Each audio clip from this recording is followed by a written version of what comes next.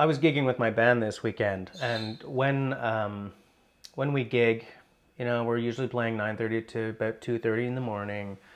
You know, get home. By the time I get to bed, it's like 4, and then the next day I'm a zombie, and that happens. We gig Friday and Saturdays, so Saturday and Sunday I am useless. So on gigging weekends, I'm not really up on the YouTube news, I guess. You know, I don't often watch my favorite YouTubers or, you know, do much of anything. I went to work both days this weekend, which was an adventure, let me tell you. Because when you're a zombie... Anyway, but so because I was essentially unplugged, I missed the fact that Casey Neistat has decided to stop vlogging. I have some thoughts about that. I have a lot of thoughts about the comments he's gotten. I think, you know, well, let's unpack this in an orderly fashion, shall we? These videos would be better if I scripted them first, I think.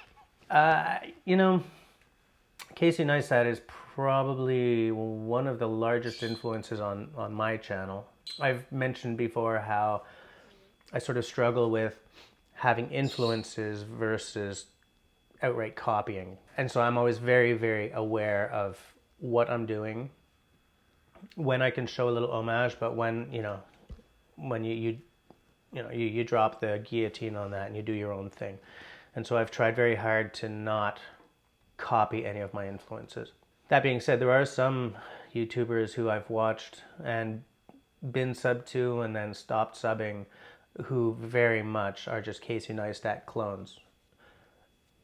And I don't like that. And honestly, I don't think Casey would like that either. He's always very supportive of, you know, get out there and do your thing.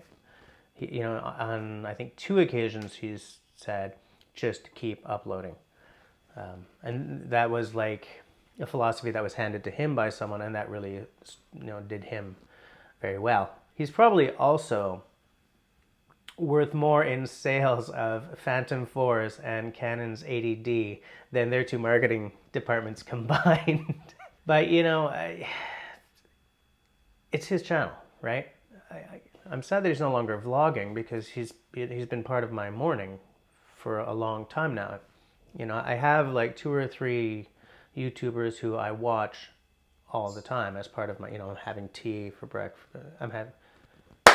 Boom. Okay, start again. Anyway, whatever. I'm sad that he's no longer vlogging because he's part of my morning process. You know, like as I'm having my morning tea and stuff like that, I've got like one or two YouTubers on every day. Casey Neistat, Wrangler Star, Philip DeFranco. A couple of others that are on like fairly often, you know, but like those are the ones that are every day, and all 3 of them have influenced me in their own ways.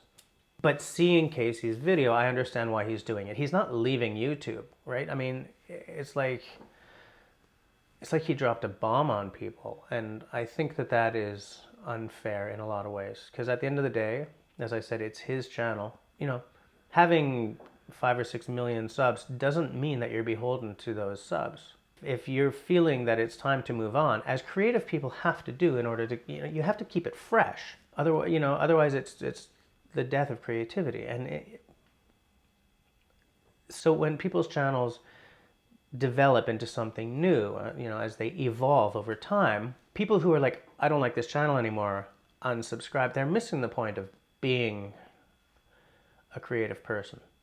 And Casey Neistat is a very creative person. He has set the template that a lot of vloggers follow, and he's moving on to something else. He's not leaving YouTube. He's still going to be around. He's just not going to be on your screen every day. And I'm okay with that because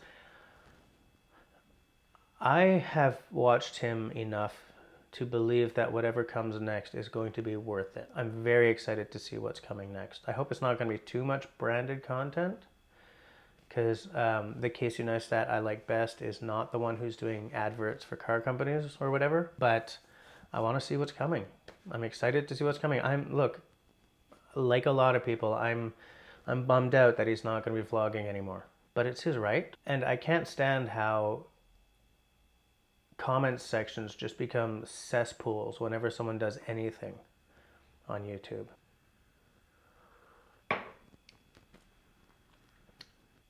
I think over time his skills have just gotten better. So if he feels that he's at the point where he can make that next step, I'm going to make it with him. I want to see what's coming. I wish him the best of luck, and I hope to be watching Casey Neistat videos on YouTube for a long, long time.